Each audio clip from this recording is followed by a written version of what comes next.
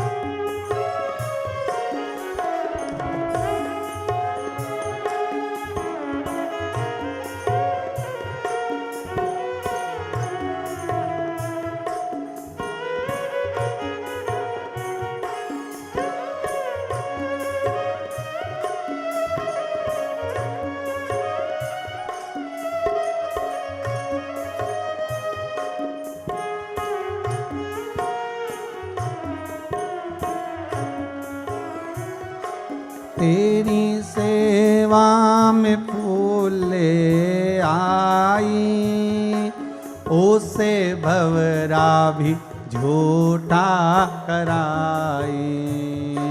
तेरी सेवा में फूल ले आई, मेरे भोले उसे भवरा भी झूठा कराई। तेरी सेवा में फूल ले आई, उसे भवरा भी झूठा कराई। तेरी सेवा में फूल ले आई, उसे भवरा भी झूठा कराई।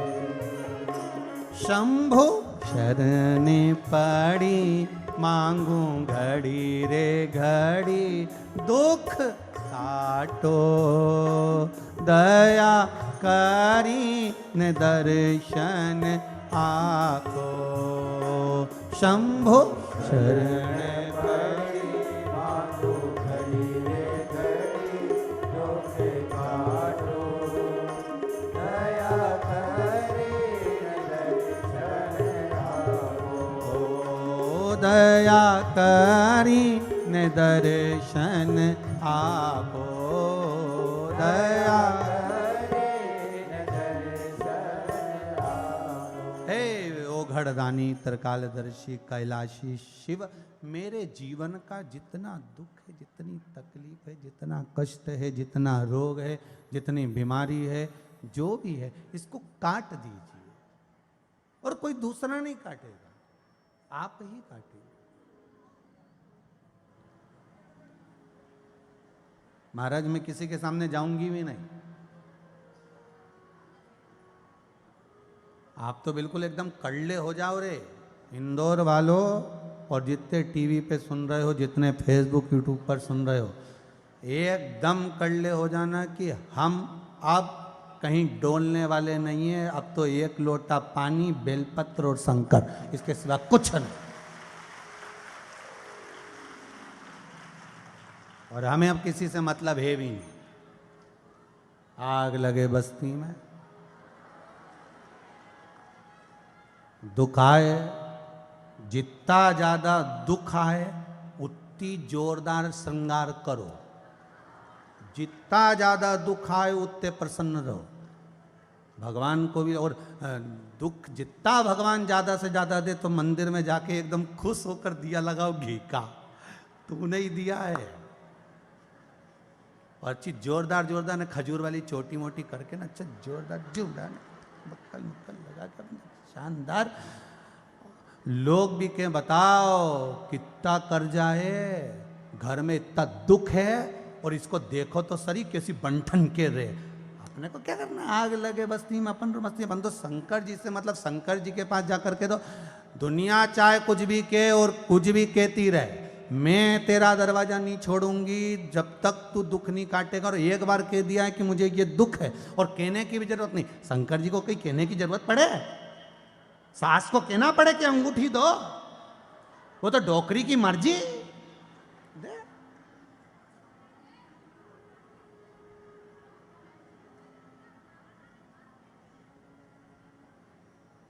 जब मुंह दिखाई होए तो 100 रुपया तो दो रे।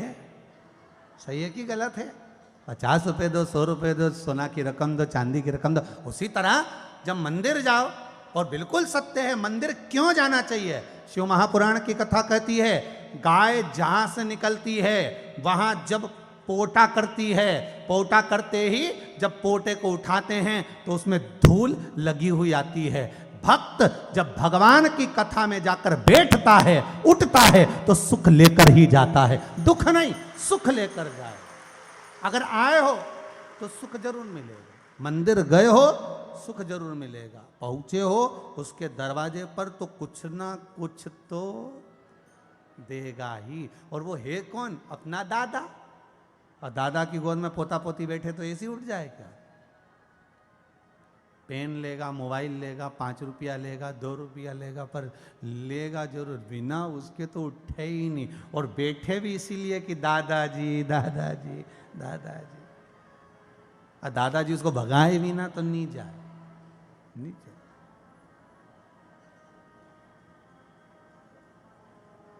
नहीं जाए। जैसे बहन बेटियां घर में आती है,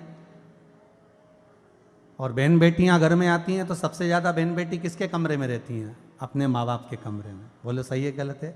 जहां माँ जिस कमरे में हॉल में रहेगी तो माँ हॉल में, कमरे में रहेगी तो कमरे में, बहन बेटियां कहाँ रहेगी? कमरे में। और घर के छोटे छोटे बच्चे क्या करते हैं? जब बुआ जी आती है तो वो दादी का कमरा 1 मिनट नहीं छोड़ते। बच्चों की आदत है।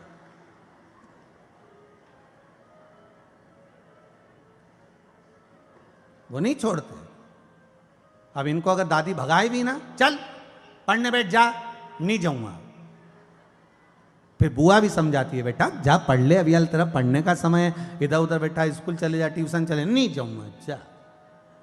फिर दादी भी क्या, बुलाऊं तेरी मम्मी को? बुला लो। उन्हीं ने कहा जब तक बुआ यहां रहे तब तक तुम वहीं टिका रहे, नहीं जाऊं जा। वो ऐसे ही थोड़ी ना बेटा, वो तो कैमरा है, पूरी निगाह लगा के रखा है, अम्मा क्या क्या दे रही है पूरी।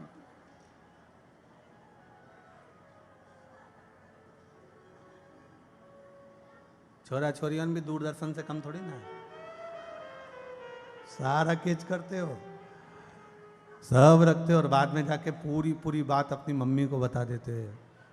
पूरा दूर संचार मंत्रालय सब बताइए। अब शिव के पास जाओ, भले दुनिया कुछ भी कहे, कहने वाले कहते रहेंगे, आप भगवान की भक्ति में, भजन में, स्मरण में, संकीर्तन में, नाम जाप में लगे रहो, कहने वाला कुछ भी कहे।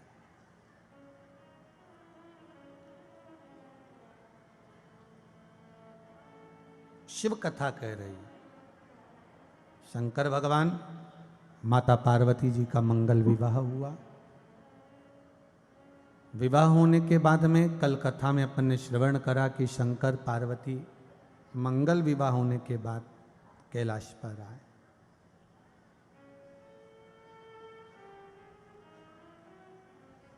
विवाह होने के बाद कैलाश पर विराजमान हुए। समय आया, जितना प्रेम माता पार्वती का शिवजी पर था, जितना समर्पण माता पार्वती का शंकर जी पर था,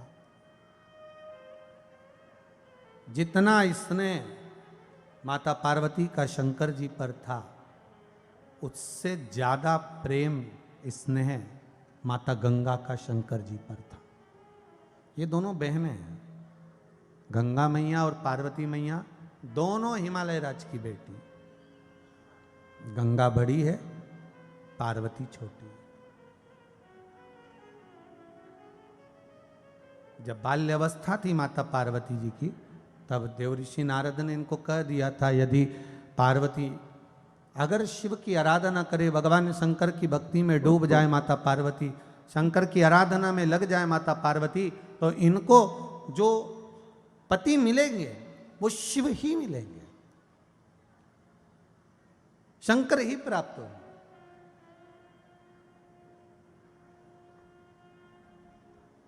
और पार्वती जी ने शिव की आराधना करना प्रारंभ करा। अब जो पार्वती जी ने सुना था वही की वही माता गंगा ने अपने कानों से सुन लिया कि शिव की आराधना करना चाहिए, शंकर की आराधना करना चाहिए। आराधना करो, मना नहीं है, बहुत प्रेम से करो, बहुत भाव से करो, बहुत आनंद में करो। पर एक निवेदन, कभी भी भगवान का व्रत, पूजन अर्चना कुछ भी करो तो एक बात का ध्यान कर कर करना कि हमें देखा देखी में नहीं करना। देखा देखी में अगर हम भगवान का पूजन कर रहे हैं, देखा देखी में हम भगवान की आराधना कर रहे हैं, देखा देखी में हम शिव की स्तुति कर रहे हैं, देखा देखी में हम शंकर का स्मरण कर रहे हैं, तो वो श्रेष्ठ नहीं है। शंकर का भजन करो, शंकर का पूजन करो, शंकर का स्मरण करो, पर देखा देखी में नहीं करो। कई लोगों की आदत रहती है, अगर पड़ोसन ने संकट सोमवार का व्रत करा, उसने लौंग से करा या मिश्री से करा या बेलपत्र से करा, तो पहले तो एक बात बताओ कि ये मिश्री से और बेलपत्र से ये कौन सी पुराण में लिखा है कि संकट सोमवार इन चीज़ से करना चाहिए? 16 सोमवार मिश्री से करना चाहिए या बेलपत्र से करना चाहिए? क्योंकि स्कंद पुराण में संकट सोमवार का, 16 सोमवार का जो व्रत बताया है वो चूरमे का बताया है। काय का बताया है? चूरमे। अब लोग आजकल थोड़ा सा फैशन चेंज कर दिए, व्रत का फैशन चेंज।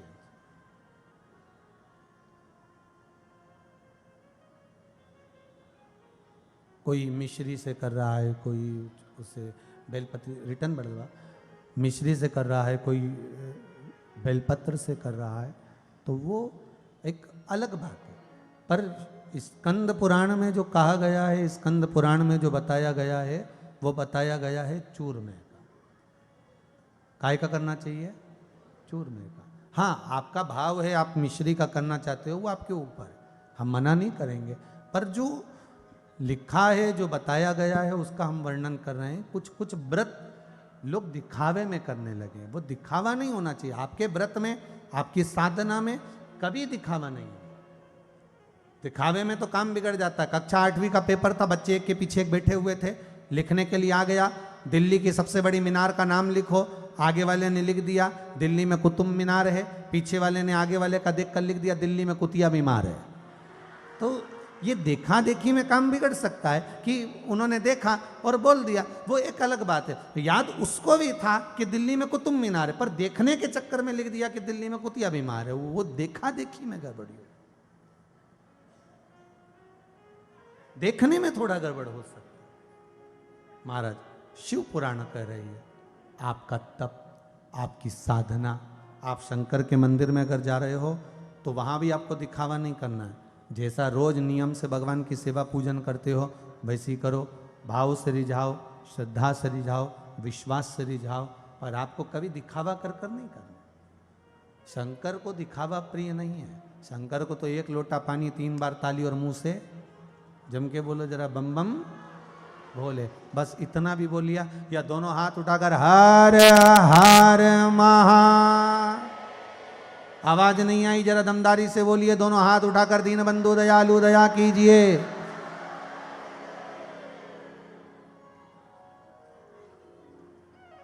गाड़ी के ऊपर वाले रह गए, बिल्डिंग के ऊपर वाले रह गए, जोरदार तरीके से बोलिए, दीन बंधु दयालु दया कीजिए। जो दोनों हाथ उठाकर हर हर महादेव नहीं बोले उसको उठा लीजिए, हर हर। अब सही बोले हो, बिल्कुल बढ़िया है।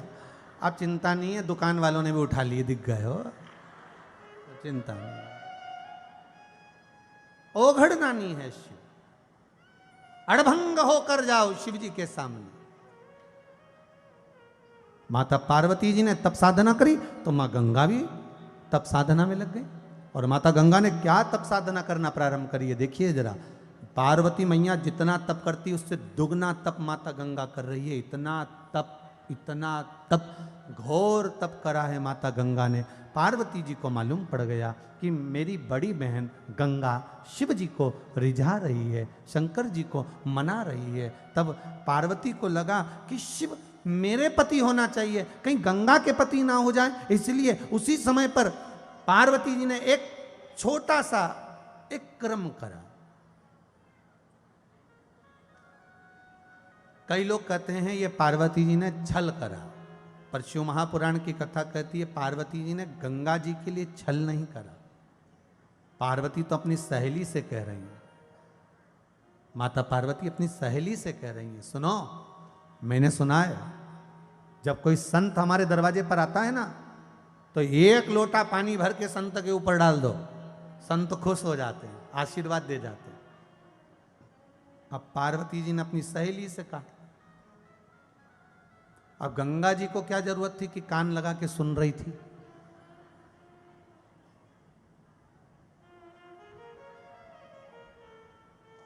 कई लोगों की आदत है, भगवान ने इनको कान दिया है ना, तो ये कई लोग उसका प्रयोग सही नहीं करते। जहां लगाना है वहां लगाएंगे नहीं। जब महाराज जी कुछ अच्छा बता देंगे तब पड़ोसन से पूछें क्या बोले थे, तू बता जरा क्या बोले थे। अरे तो जहां लगाना चाहिए वहां तो लगा। और जरा सी इतनी सी देर में यहां कुटर कुटर हुई और इन सबका कान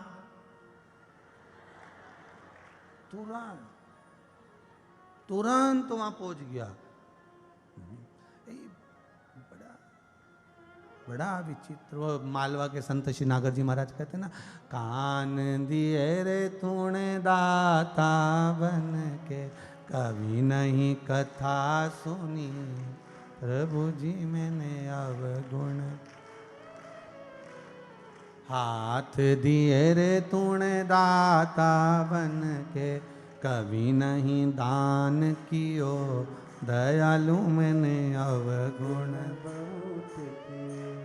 फिर करा क्या संसार में आने के बाद, तो क्या महाराज, कोरा कोरा कागज काली काली शाही, 10 को 20 कियो, दयालु मैंने अवगुण बहुत किए। इस संसार में आने के बाद मैंने एक काम जोरदार करा, 10 था 20 कर लिया, 20 का 40, 40 का 80।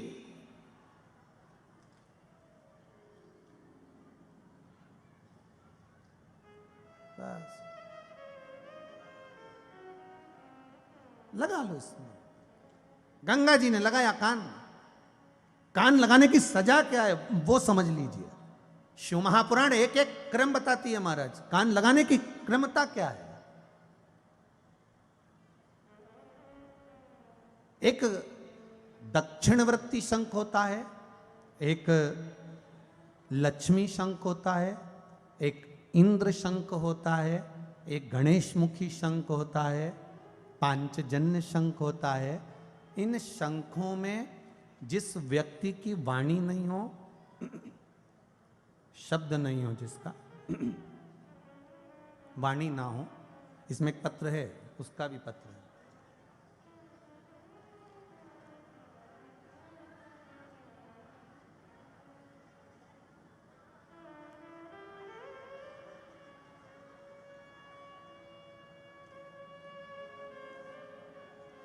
प्रिया जी चौक से हैं, कोई इंदौर से। कहीं बैठी हो तो हाथ हिलाइए। आप ही हैं? आप ही का नाम प्रिया चौक से है? आपने एक पत्र में लिखा हुआ है, गुरुजी एक बीमारी ऐसी हो गई थी जिसके कारण डॉक्टरों को बताया गया था 3 साल से वो खत्म नहीं हो रही थी। फिर अष्टमी पर अशोक सुंदरी का ये जो बीमारी थी वो शीत की बीमारी थी, आपने लिखा है, जो 3 साल से खत्म नहीं हो रही थी, बड़े बड़े ददोड़े पड़ जाना, शीत में हो जाना। फिर अशोक सुंदरी पर दूध चढ़ाने का एक उपाय कुबेरेश्वर महादेव की कथा में आपने बताया था, वहाँ से जो करा गया, उसके बाद में अब बिल्कुल ठीक हो गए हैं। एक चर्म रोग की बीमारी भी किसी को हो गई थी, उनको बताया गया था, उनका भी चर्म रोग पूर्ण तरह से समाप्त हो चुका है।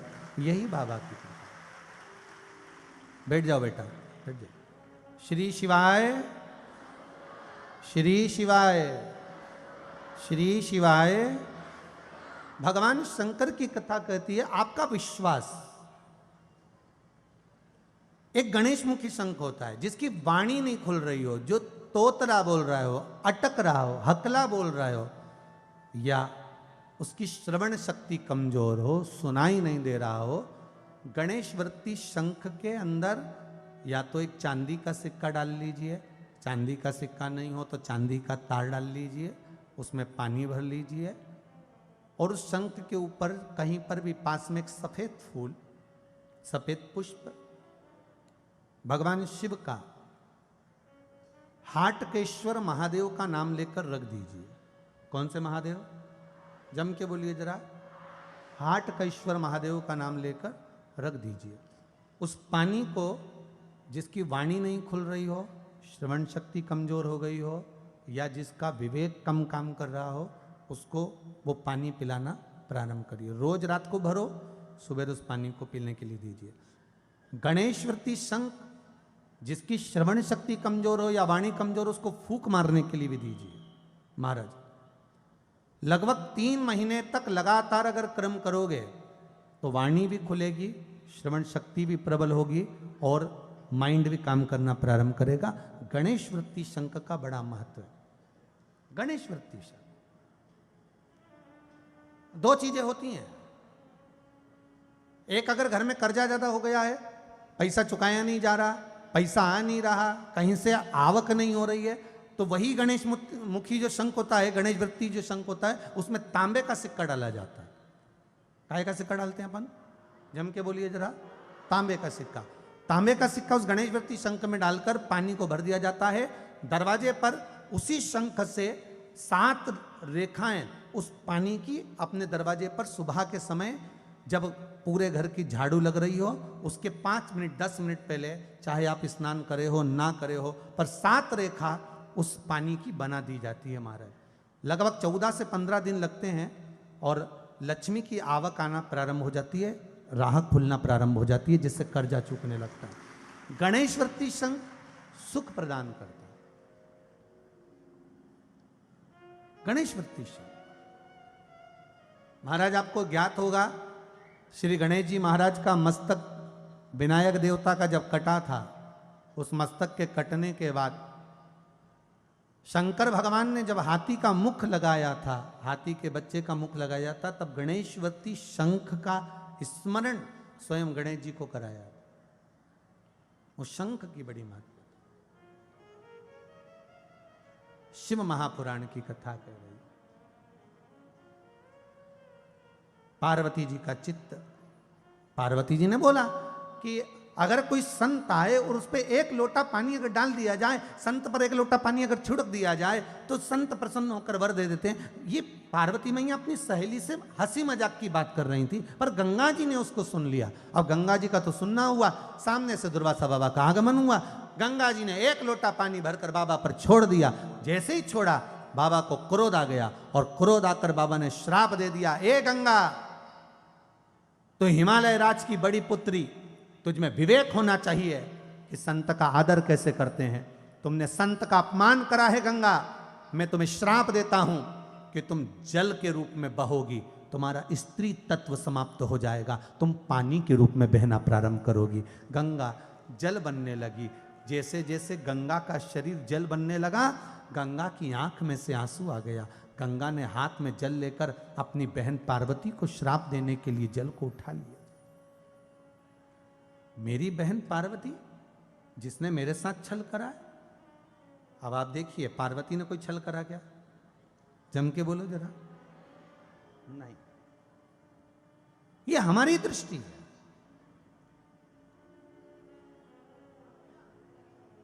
हमको लग रहा है कि सामने वाला व्यक्ति हमारे लिए गलत सोच रहा है। आप मत सोचो ना, आप तो अच्छा सोचो।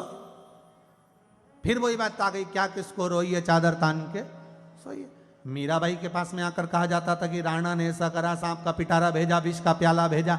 मीराबाई बोली भेजने दो, अगर वो मेरे लिए भेज रहे हैं तो भेजें, पर मेरे भीतर तो गिरधर गोपाला समाया हुआ है, मेरे भीतर महादेव समाया हुआ है, मेरे भीतर ठाकुर समाया हुआ है, मेरे भीतर राम और कृष्ण समाया है। अगर कुछ भेज भी देंगे तो मुझे स्वीकार वो महादेव करे। आज के जमाने में बड़ी विडंबना है लोगों की। जरा सा कोई नींबू पटक के चले गया तो रात भर नींद नहीं आ रही, ना जाने किसने पटका होगा, भगवान ना जाने कौन पटका होगा। और पटका किसी ने नहीं था, बेचारा सब्जी का ठेला जा रहा था, एक नींबू लुढ़क गया था, नींद चली गई। और अगर कोई पटक भी रहा है ना, तो दरवाजे पर एक कंप्यूटर से एक पट्टी निकलवा लो इतनी बड़ी, तुम्हारे छोरा से, छोरा हो या छोरी, उससे कहना तुम मार्केट जाके एक इतना बड़ा लिखवा के लिया कि कृपया एक नींबू नहीं पटके, कम से कम 12-15 पटके तो हम अचार डाल के खा लेंगे। डालो तो 15-20 डालो।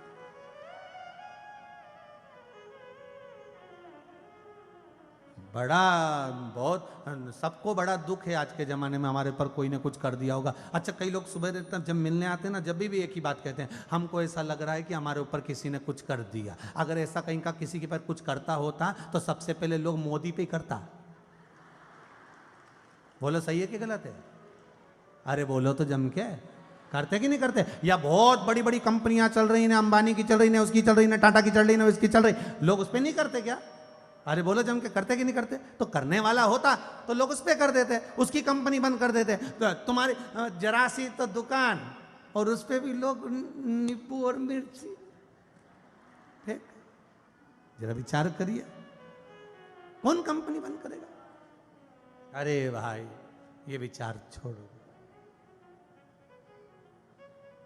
अपने तो भोलेनाथ जी बैठा है ना, फिर टेंशन लेने की जरूरत नहीं है। अब की बार अगर तुम्हारे यहाँ कोई नींबू मिर्ची पटक के जाए तो लिख देना कम से कम 15-20 पटको एक साथ। और जैसे ही वो नींबू पटक के जाए ना, तुम अंदर ले आओ, उसको भी लगने लगेगा ये तो रोज नींबू अंदर ले जाके निचोड़ के दाल में खा जाए, तो वो अगली बार से पटकना ही बंद कर देगी। 2 रुपए का नींबू कौन पटकेगा रोज की रोज?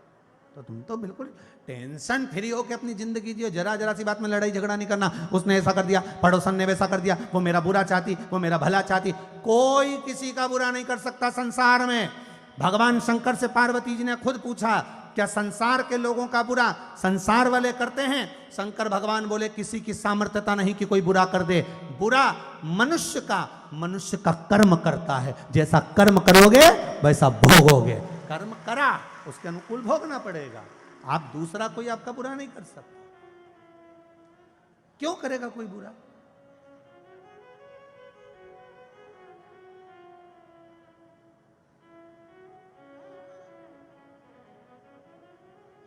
और अपने को किसी के यहाँ नहीं जाना ज्यादा। ये जो होते हैं ना पूछा पाछी वाले, इनके पास जाओ तो सबसे पहले एक ही बात कहें, तेरे ही घर का है। अरे बाप रे, अब इसे याद आ गया कि 15 दिन पहले मेरी जेठानी से लड़ाई हुई थी। अब जेठानी पे ध्यान रखने लगी। अब बेचारे कपड़े धोए, रोटी बनाए तो ध्यान रखे। रोटी में जरा सा कुछ नीचे गिर गया, वो उठा के उसने फिर डाल दिया, तो इसको समझ में आ गया इसने कोई पुड़िया खोल के डाल, क्योंकि वो बोला तेरा ही घर का है। अच्छा एक बात बताओ, घर का व्यक्ति घर का नाश क्यों करेगा रे? ये कहीं विभीषण की औलाद है? क्यों नाश करेगा? अपने नहीं जाना कहीं पे पूछना ताछने, अपने तो एक से ही कहना है। किससे? जम के बोल दो जरा, देव अधिदेव। बस अपने किसी से नहीं कहना। दुनिया का सबसे बड़ा तांत्रिक, अघोरी, बाबा, जोगी, सन्यासी, तपस्वी, साधक, उपासक, जो मानना चाहो, गुरु, देवता, सब एक ही है। कौन? महादेव। और एकदम सीधा साधा बढ़िया चकाचक आंख बंद करके बैठा रहे, तुम लोटा भर भर के पानी उंडेलते जाओ, वलमस्त होके बैठा। तुम देखो महाकाल में सावन का महीना में लोग कावड़ ले लेके जाए, डालते जाए। काशी में देखो कितना भीड़ लगे, सब शंकर भगवान आराम से बैठे, ये फूल ने, पत्ती ने, सामान ने सब ढोले जा रहा है। फिर कई कई का तो पानी की बोतल की बोतल डाले जा रहा है। पार्वती जी शंकर भगवान से पूछ रही क्या हालत है। शंकर जी बोले अब तो सावन के बाद बात करेंगे, अपने कहीं तो डोले। अब इतना सरल देवता कहां मिलेगा? तुम राम जी के मंदिर में जाके एक लोटा पानी डाल के बताओ जरा, कन्हैया जी के मंदिर में जाओ, कृष्ण भगवान के एक लोटा पानी डाल के बताओ, विष्णु जी के मंदिर में इंदौर में बहुत होंगे, है कि नहीं? आज कल एक प्रैक्टिकल करके देखना, एक लोटा पानी ले जा और भगवान विष्णु के ऊपर, राम जी के ऊपर, कृष्ण के ऊपर डाल के बता, पंडित जी कह देगा हटे कि नहीं हटे। चलो दस को, ये कहीं शंकर जी है? ये कहीं शंकर जी है? लोटा भर के पानी चढ़ाने लगी। मतलब शंकर जी इतना सरल देवता है कि कोई मना ही नहीं करे। सवेरे से लेके जब घर से फ्री हो जाए तब लोटा लेके चली जा, जब फ्री तब जा। पर घर का पानी, कहां का पानी? घर का। कई लोग इतने आलसी, मंदिर का ही लोटा, मंदिर का ही पानी, मंदिर का ही शंकर। तो शंकर जी भी मन में सोचे आई काय को मैं तेरे घर ही आ जाता। मंदिर का ही लोटा भर के चढ़ाना था तो फिर आई काय को है? घर से पानी लेकर जाओ। क्यों? घर से पानी ले जाने में दो दोष समाप्त होते हैं। एक घर का पितृदोष, दूसरा घर का वास्तु दोष। घर से जब हम पानी लेकर जाते हैं, पूरे घर की अशांति आदि कादिक दुख तकलीफ जो भी होती है, क्यों? हमारे यहाँ नियम, भागवत जी में भी बताया। सुशीला भगवान सुदामा जी से कह रही है तंदूल लेकर जाओ, मतलब कुछ ना कुछ लेकर जाओ। वो चावल नहीं थे जो सुदामा जी लेकर गए। क्या थे वो? चावल नहीं थे जो सुदामा जी ने कृष्ण को दिए थे ना, वो भगवान सुदामा जी ने अपने घर का एड्रेस दिया था कि मैं तुम्हारे यहाँ आ गया हूँ, मेरा एड्रेस इस चावल में लिखा है, अब मैं यहाँ आ गया हूँ, आगे जवाबदारी आपकी है। आप एक लोटा पानी अपने घर से लेकर जाती हो ना, तो ये आपके घर का पानी नहीं, आपके घर का एड्रेस है। शंकर भगवान नंदी भगवान से रोज कहते हैं कि अपने को कहाँ कहाँ जाना है शाम के टाइम बता देना हो।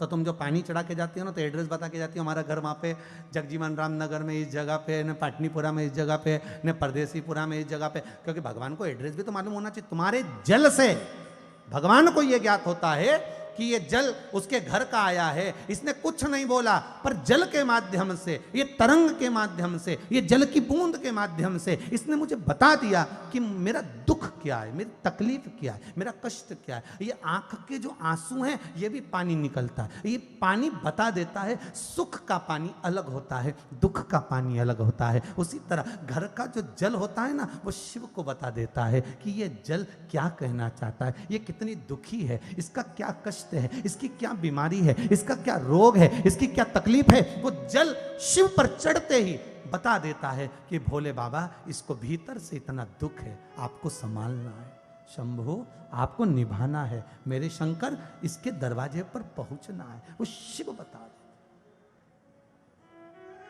जल बताता है।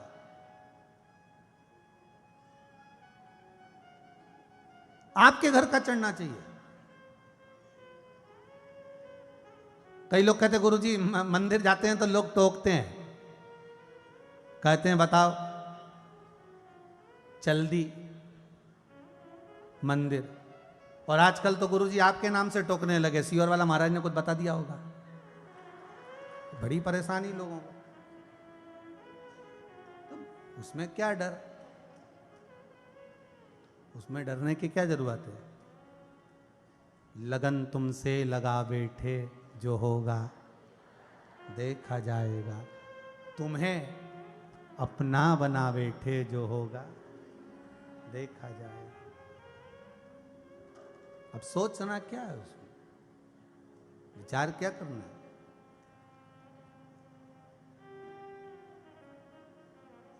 अब सोचने की जरूरत क्या है, विचार की जरूरत क्या है। आपका विश्वास अगर प्रबल है, विश्वास दृढ़ है, भरोसा पक्का है, तो शिव मिलेगा।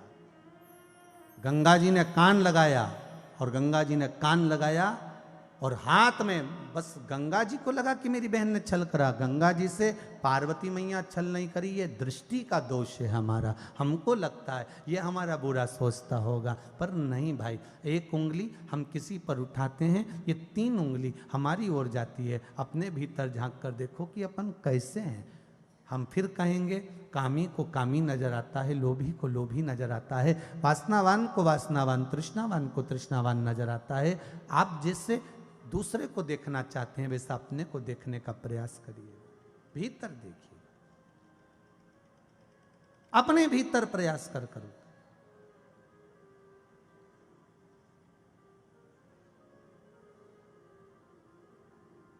अभी परसों की बात है, एक भैया हमारे पास आके बोला, गुरुजी हमारे कथा में 300 रुपए लग गए। हमने कहा तुम्हारे काहे के 300 रुपए लग गए, या कथा में कोई पैसा ले रहा तुमसे कि 300 रुपए लग गए। गुरुजी पूछो ही मत, जगह बिल्कुल नहीं थी, तो हम एक झूले पे चढ़ के बैठ गए। झूले वाले ने हमसे 300 रुपए लिया 3 घंटे बैठने का। अब बता, तो हमने कहा, हम बोले थे कि झूले पे चढ़ के बैठ, इतनी सारी गाड़ी पड़ी थी, किस पे भी चढ़ जाता। अच्छा आज तो उस पे भी चढ़े बैठे हो, धन्य है।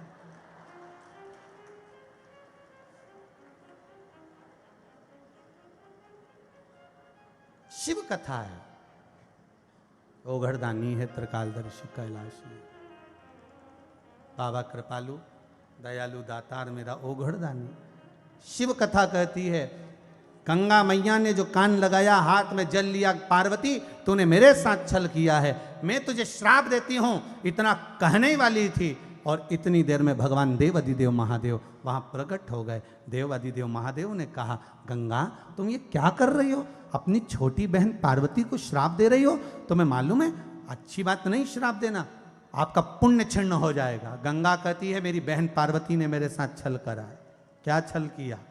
मेरे साथ छल ये करा कि मेरे सम्मुख में ये कह दिया कि दुर्वासा बाबा कोई संत आए तो उस पर पानी छोड़ देना, पानी छोड़ने से संत प्रसन्न हो जाएंगे, वर दे जाएंगे। शिवजी ने कहा, ये पार्वती ने आपके लिए नहीं कहा, पार्वती तो अपनी सहेली से बात कर रही थी। कोई अपनी सखी से बात करे तो आपको सुनना ही नहीं चाहिए, क्यों सुनते हो?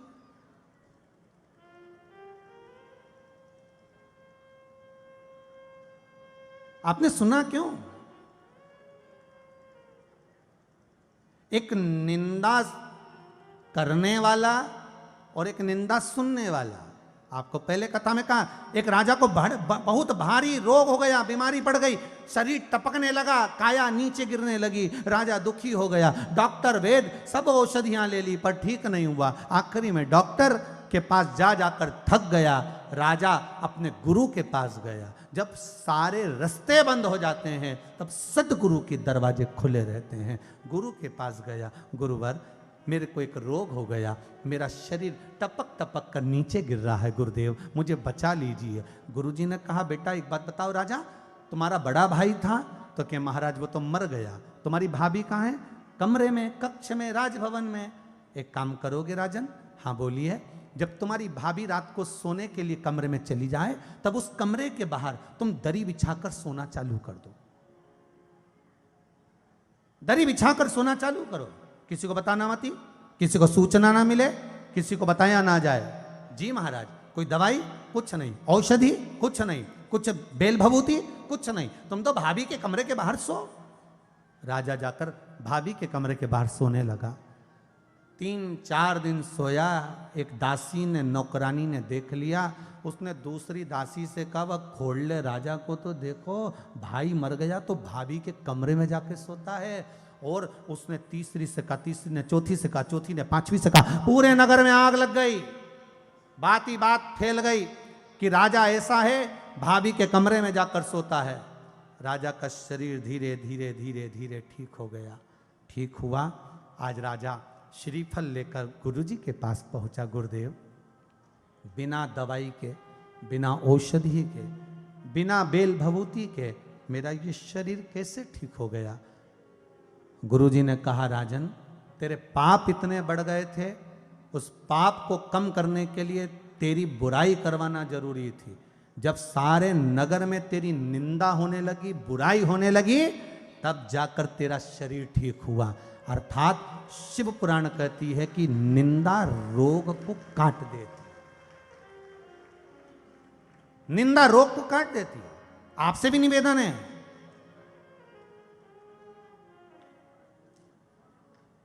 सास को जल्दी निपटाना है तो बुराई करना बंद कर दो।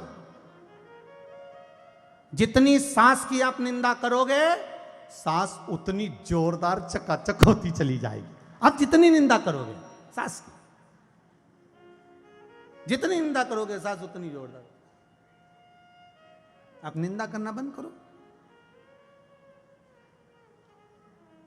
वो जितनी आप निंदा करोगे, अर्थात वो ठीक होती चली जाए। और शास्त्र कह रहा है, निंदा करोगे तो करने वाला भी दुखी है और सुनने वाला भी दुखी है। आज देखा, यहाँ जो प्रसंग सम्मुख में आया है, बड़ा विचित्र प्रसंग है महाराज। गंगा मैया, आपने कान लगाकर सुना ही क्यों? गलती आपकी है, क्यों सुना आपने? जल भर गया नहीं तो इसको छोड़ दो, श्राप मत दीजिए, ये मेरी अर्धांगिनी बनेगी। इतना सुनना था गंगा जी को, और गंगा जी की आंख में जल भर गया। शंभो भोलेनाथ, पार्वती आपकी अर्धांगिनी बनेगी, मैंने भी तो तप करा है। शिव कहते हैं, गंगा, पार्वती से ज्यादा तप तूने करा है, पार्वती से ज्यादा आराधना तूने करी है, पार्वती से ज्यादा आराधना तू करिए, तप तूने करा, साधना तूने करी, व्रत तूने करा, उपवास तूने करा। जितना पार्वती करती थी, पार्वती से 1000 गुना ज्यादा तू तप साधना करिए गंगा। तो गंगा कहती है, फिर मुझे आप अपनी पत्नी क्यों नहीं बनाना चाहते? शंकर कहते हैं, गंगा, तेरी तप साधना इतनी प्रबल है कि गंगा, मैं तुझे अपने वाम भाग में नहीं बिठा सकता। तेरी तप साधना इतनी प्रबल है गंगा कि मैं तुझे अपने पास में नहीं बिठाऊंगा, मैं तुझे अपने सिर पर बिठाऊंगा। गंगा, तेरी तप साधना प्रबल है। तू पास में बिठाने के लायक नहीं, तू सिर पे बिठाने के लायक। अगर मैं तुझे पत्नी बना लूंगा, अगर मैं तुझे अर्धांगिनी बना लूंगा, और अर्धांगिनी बना लिया, पत्नी बना लिया, और पत्नी बनाकर अगर मैं तुझे सिर पे बिठाऊंगा, तो लोग क्या कहेंगे? बता, अपनी लुगाई के सिर पे बिठा है। लोग कहने वाले कहीं पीछे हटे कि अपनी पत्नी के सिर पे बिठा लिया। कहने वाले तो तुरंत कह देते हैं, कई कई घरों में तो माताएं कह देती है, ए अपनी छोरी के, अपनी पत्नी के सिर पे मत बिठा। बीवी कह रहे हैं, जरा सावधानी रखो।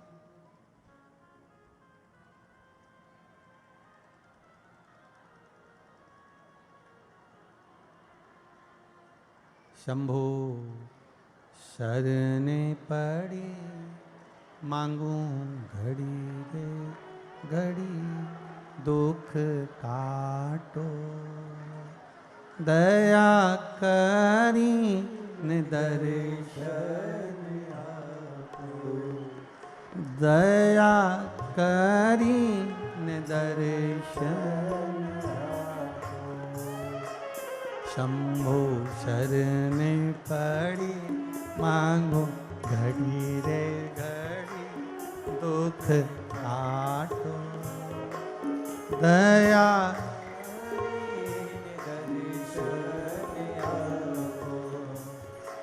दया करी न दर्शन। हर हर महा। भगवान शिव की कथा कह रही है, गंगा, मैं तुझे पास में नहीं बिठा सकता, गंगा, मैं तुझे मस्तक पर बिठाऊंगा। मस्तक।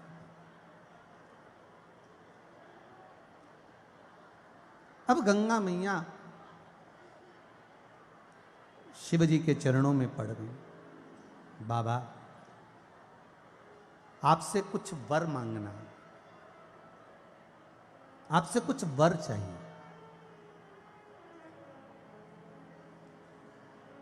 क्या वर चाहिए बोलो? वर चाहिए क्या, ये तो बताओ। अच्छा, तुम लोगों के साथ में बड़ी बड़ी विचित्र आदत है, बड़ी विचित्र आफत है। आदत क्या कहें, आफत है? एक कोई खड़ा हुआ नहीं, उके देख के दूसरी दूसरी तक तीसरी तीसरी तक चौथी पर खड़े हो जाओ।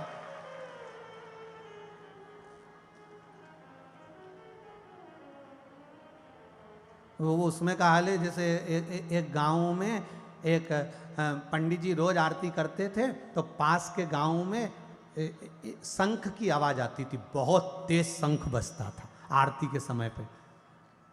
4-6 महीना शंख की आवाज आई, शंख बजना बंद हो गया। ये आप लोगों की कथा है, जरा ध्यान से सुनना हो।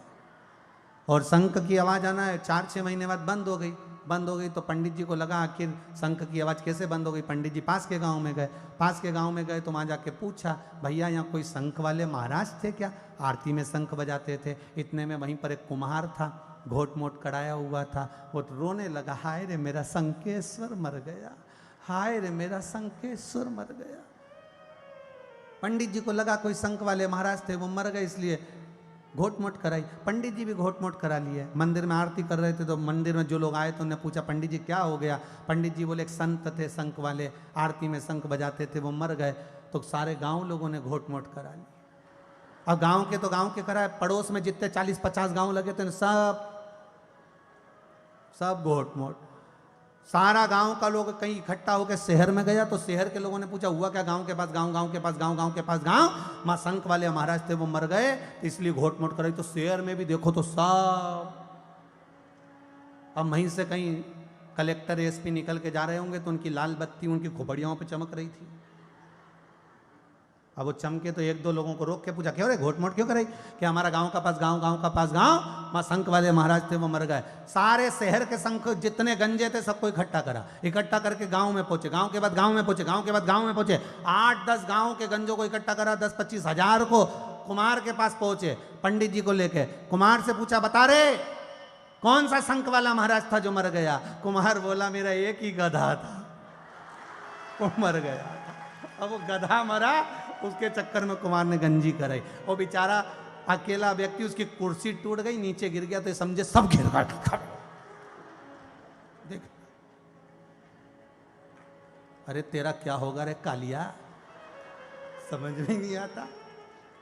हर हर महा, भगवान शिव की कथा कर रही है। पार्वती मैया, गंगा मैया हाथ जोड़कर गंगा जी कह रही हैं, हे प्रभु, हे भोलेनाथ, विश्वनाथ, शंभु, त्रिकालदर्शी, कैलाशी, अविनाशी, हे देव अधिदेव, हे महादेव, करुणा करिए, मेरी कुछ मुराद है वो पूरी कर दीजिए। शिवजी ने पूछा, क्या चाहती हो गंगा, बोलो। गंगा जी ने कुछ वचन मांगे। पहला वचन गंगा जी कहती हैं, मेरे जल में, गंगा के जल में जब तक अस्थियां पड़ी रहेंगी, किसी की अस्थियां गंगा के जल में जब तक पड़ी रहेगी तब तक वो जीवात्मा बैकुंठ में पड़ी रहेगी, आप वर दीजिए। शिव जी ने कहा, तथास्तु, तथास्तु। इसलिए हमारे हिंदू धर्म में नियम है गंगा जी में ले जाकर अस्थि छोड़ने का। पर शिव महापुराण एक बात बहुत अच्छी कहती है, मरने के बाद अस्थियां गंगा जी में जाए, उससे अच्छा है कि तुम जीते जी चले जाओ, एक बार गंगा जी नहाकर आ जाओ। और निवेदन है मेरा बच्चों से, अपने माता पिता को एक बार गंगा का जल का स्नान अवश्य करा। मरने के बाद ले जाते हैं लोग, वो एक अलग बात है। बड़ी एक बार कहाँ जा रहे थे, दिल्ली विल्ली कथा थी, दिल्ली में ना जाने कहाँ स्थान है वो, वहाँ कथा थी। हम भी ट्रेन में बैठे हुए थे, सामने की जो 2 बर्थ थी, एक नीचे की बर्थ पे तो भैया बैठा था, ऊपर की बर्थ खाली थी। एक लाल कलर की छोटी सी झोली रखी हुई थी ऊपर। एक कोई लड़का उस पर चढ़ गया, और नीचे जो बैठा था वो चिल्ला के दौड़ा, बैठ मत जाना, हमारी अम्मा बैठी है। वो चिल्ला, अब इसकी अम्मा तो दिख नहीं रही थी, तो हमने भी प्रेम से पूछ लिया, अम्मा कहाँ है? तो के झोली में। हमने कहा कहाँ जा रहे? गंगा जी जा रहे हरिद्वार। अच्छा। थोड़ी देर बाद चाय वाला आया तो उसने 2 कप चाय लिए, अम्मा को धरी सीट पे, ये खुद ने पी। रोटी निकाली तो प्लेट अम्मा को धरी, फिर खुद ने खाई। हमने भी कहने में पीछे नहीं हटे। हमने कहा जिंदा थी तब ऐसे प्रेम से चाय पिलाता पिलाता ले जाता तो डोकरी खुश होकर आशीर्वाद दे देती। अब मरने के बाद लोटा में भर के ले जा रहे हो तो क्या मतलब किया? जीते जी दंगम दंगा, मरे पीछे पहुंचा दी गंगा। ऐसी गंगा भेजने से कोई फायदा नहीं है। आपसे भी निवेदन है, जब तक शरीर चले तब तक तीर्थ करो। पहले भी कथा में कहा, शरीर चले तब तक तीर्थ कर लो और तुम्हारी घर में चले तब तक दान कर लो। इससे बढ़कर कोई सुख नहीं होगा। जिस दिन तुम्हारी घर में चलना बंद हो जाए उस दिन तुम दान भी नहीं कर सकते। 5 रुपए भी दोगे ना तो छोरा छोरी का ध्यान रहेगा, डोकरी बहुत लुटा रही है तुरंत। जब तक तुम्हारे घर में चले और तुम्हारा शरीर जब तक चले तब तक धर्म पुण्य दान सत्कर्म सब कर लो। जिस दिन शरीर चलना बंद हो जाए उस दिन घर को तीर्थ बना लो, और तुम्हारे घर में चलना बंद हो जाए तो शंकर के मंदिर को तीर्थ बनाकर भगवान की भक्ति में लग जाइए। फिर किसी से नहीं बोलना हमको। घर के लोग अगर बार बार आप टॉर्चर करोगे, बार बार बोलोगे, बहू को बार बार समझाओगे तो कोई समझने वाली है क्या? बुढ़ापे का परम आभूषण होता है मौन रहना। जैसे जैसे बुढ़ापा बढ़ते जाए वैसे वैसे चुप होते चले जाओ। जितने चुप रहोगे उतने सुखी रहोगे। कहोगे वो नहीं सुनेगी, दुख आपको होगा, उसको नहीं होगा, दुख आपको होगा। जरा सी लड़ाई होती है आप खाना खाना छोड़ देती हो। क्यों छोड़ो? जितनी लड़ाई ज्यादा हो 4 रोटी ज्यादा खाओ, क्योंकि एनर्जी चाहिए ना लड़ने के लिए। कौन ने कहा कि लड़ाई करो ना खाना छोड़ दो? टेंशन कितना भी हो खाना नहीं छोड़ना। जीवन में दुख कितना भी हो सुसाइड करने की कभी मत सोचना कि अपन को मरना है। और अगर मरने की प्लानिंग आ भी जाए तो ये ओल्ड फैशन यूज नहीं करना कि अपन रस्सी बांध लो, ट्रेन के नीचे जाओ, गाड़ी से कूद जाओ, पानी में डूब के मर जाओ। ये तो सब ओल्ड फैशन है। कोई नया फैशन निकालो कि मैं शंकर का भजन करूंगा, इतना करूंगा, भजन कर करके मर जाऊंगा तो आनंद। और नहीं तो मालूम पड़े ये तो पुराना फैशन है कि रस्सी से मन लपटक जाओ ने पानी में डूब के मर जाओ। ये कौन सा फैशन? अच्छा न्यू फैशन लाओ। मरो मरो सब कोई कहे, मर के देखे कोई। मरो तो ऐसा मरो कि फिर या संसार में जन्म ना हो तो मृत्यु सार्थक है, नहीं तो काय कमाना। जरा जरा सी बात में मैं तो बहुत दुखी हो गई गुरुजी, अब तो मैं मरी जाऊं। तो मरो जा, मर के करोगे भी क्या? ट्रेन अगर फुल है, रिजर्वेशन फुल है, तो अगर चले भी जाओगे तो बाथरूम में बैठ के जाना पड़ेगा। और अगर ऊपर का कोटा फुल है और तुम अगर सुसाइड करके मर भी जाओगे तो भूत प्रेत बन के लटकना पड़ेगा। क्या मतलब जाके? इसलिए यहीं अच्छे अपन तो दादा इंदौर में, भले पड़ोसी का प्राण खाओ पर रोटी चकाचक खाओ, आपने कहीं नहीं जाना। अलमस्त होकर शिव की भक्ति करो, मस्त होकर। इधर महाकालेश्वर, इधर ओमकारेश्वर, बीच में माहिल्याबाई की नगरी, वो भी शिव उपासना की। भक्ति भजन स्मरण खूब करो।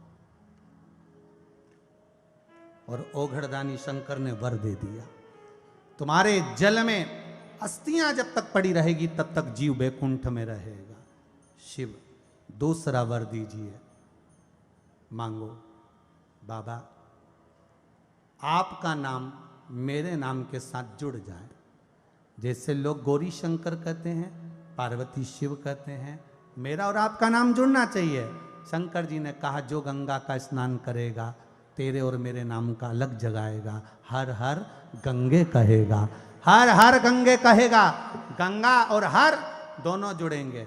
2 बार गंगा नहाते समय हर हर बोला जाता है। कितनी बार बोला जाता है? 2 बार। एक बार हर पार्वती के पति हैं, दूसरी बार हर गंगा के स्वामी हैं, इसलिए हर हर गंगे बोलकर स्नान करा जाता है। तीसरा वर माता गंगा ने शिव से मांगा, प्रभु पार्वती के गोद में जो बच्चे हों वो मेरे जल से प्रकट हों। माता पार्वती की एक भी संतान नहीं हुई। जितनी भी संतानें भगवान शंकर की जो 13 बच्चे हुए थे, उन 13 बच्चों में शंकर भगवान के 11 बच्चे गंगा के जल से प्रकट हुए थे। कहां से प्रकट हुए? गंगा के जल से। भगवान शंकर के तेज पुंज को ले जाकर उसी समय पर तेज पुंज को अग्निदेव सूर्यदेव ने ले जाकर गंगा जी के जल में दे दिया। गंगा जी के जल की 6 धाराओं ने उस भगवान शंकर के तेज पुंज को बांट दिया। बांटते से ही गंगा जी के जल में वो तेज पुंज पड़ा रहा, जिससे 9 माह के बाद में गंगा के जल से 6 पुत्रों ने जन्म लिया। कितने पुत्र हुए हैं? 6 पुत्र जन्मे हैं महाराज। 6 पुत्रों ने जन्म लिया। जब 6 पुत्र जन्म लिए, गंगा मैया ने उनको स्तनपान कराया तो 6 ही बालक रोए तो एक साथ, पानी पिए तो एक साथ, सोए तो एक साथ। बड़ी दुखी हो गई गंगा मैया। उन्होंने संतों की पत्नियां कृतिकाओं को बुलाया। कृतिकाओं, आप मेरे ये 6 पुत्रों का पालन करिए। कृतिकाओं ने 6 पुत्रों का पालन करा तो कृतिकाएं भी दुखी हो गई। कृतिकाओं ने मन में सोचा कि अगर ये बालक रोएंगे एक साथ, दूध पिएंगे एक साथ, भोजन करेंगे एक साथ, तो बड़े तकलीफ होगी। कृतिकाओं ने 6 ही बालक को सुलाया और 6 ही बालक को सुलाकर माता कृतिकाओं ने हाथ में जल लेकर कहा, हम संत की पत्नी के हैं कृतिकाएं, ऋषियों की पत्नी हम कृतिकाएं। अगर हमारा सातित्व प्रबल है, हमारे सातित्व की प्रखरता है, तो ये 6 बालक एक हो जाएं। 6 बालक एक हो गए, उनके मुख 6 हो गए, शरीर एक हो गया। कृतिकाओं ने उनको एक करा, इसलिए उस बालक का नाम कार्तिकेय हो गया। बोल कार्तिकेय महाराज की। इनका सातित्व बड़ा प्रबल था, सातित्व की प्रबलता थी। ये अपने पति के चरणों को रोज प्रणाम करना, रोज नमन करना, रोज साष्टांग करना, उसकी सातित्वता बड़ी प्रबल होती है। आप में से कितनी माताएं जो अपने पति को रोज प्रणाम करती? जरा हाथ उठाओ, एक हाथ तो उठाओ। हाँ, 1 2 3 4 5 6 7 8 9 10 11। अब दिख गई तो यहाँ पे उन्हें क्या बोले, टेटुआ बनवा लिया। हाँ, क्या बोलते, टेटुआ। हाँ, जो भी हो, तो वो बनवा लिया। अब उसने ऐसा बनवाया तो हमने कहा, मैंने कहा, ए तनु इधर आ बेटा। कि हाँ गुरुजी। हमने कहा क्या बनाया तूने? तो बोली गुरुजी टेटू बनवाया। हमने कहा कितना रुपया लग गया? अरे गुरुजी 900 रुपये का बनवाया। हमने कहा तुम भी मुंबई पुणे वाले फालतू का खर्चा करते हो। अरे तो गुरुजी अपना हाथ भी तो नहीं पहुंचता, तो बनाए कैसे? हमने कहा कैसे नहीं पहुंचता, दीवार पे बना लो, चिपक जा, उसमें काहे का टेंशन। अब शिव कथा कह रही है, गंगा मैया ने 3 वर मांगे। उस वर में कार्तिकेय, षडानंद कार्तिकेय का प्रागट्य हुआ। और कार्तिकेय महाराज के प्रागट्य का कारण साधारण नहीं था। कार्तिकेय को प्रकट करने का कारण था महाराज जरासंध का संहार। जरासंध का संहार करना था। और जरासंध कोई साधारण नहीं, जरासंध जिसके हृदय में शिव भक्ति का संचार था, शंकर उसके हृदय में बैठे हुए थे, पर उसने वर मांगा था कि अगर मरूंगा तो शिव के पुत्र द्वारा मरूंगा। भगवान शंकर भी वर देने में पीछे कहां हटते। मेरा शंभु वर देता है, बिना सोचे देता है महाराज, बिना सोचे।